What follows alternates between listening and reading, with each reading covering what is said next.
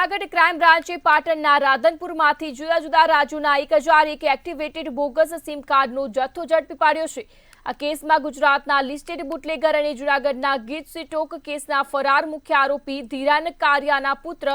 પરમ કારિયા અને રાધનપુરની મોબાઈલ શોપના વેપારી ભરત પરમારની ધરપકડ કરાઈ છે, જેમાં ફરાર આરોપીઓને મદદ માટે આ સિમ કાર્ડનો ઉપયોગ થતો હોવાનું બહાર આવ્યું છે। આ મામલે કુલ 6 આરોપીઓ સામે ગુનો નોંધાયો છે, જેમાં ધીરેન કારિયાની પત્ની અને ભાજપના પૂર્વ મહિલા કોર્પોરેટર નિશા કારિયા સહિત આંધ્રપ્રદેશ, ઓડિશા અને વડોદરાના શખ્સોનો સમાવેશ થાય છે। જ્યારે ફરાર આરોપીઓમાં નિશા કારિયા, ભરત અંબુલા, ચંદનકુમાર મોહંતી અને સંદીપ ઉર્ફે બંટી જગદીશ અઢિયાનો સમાવેશ થાય છે।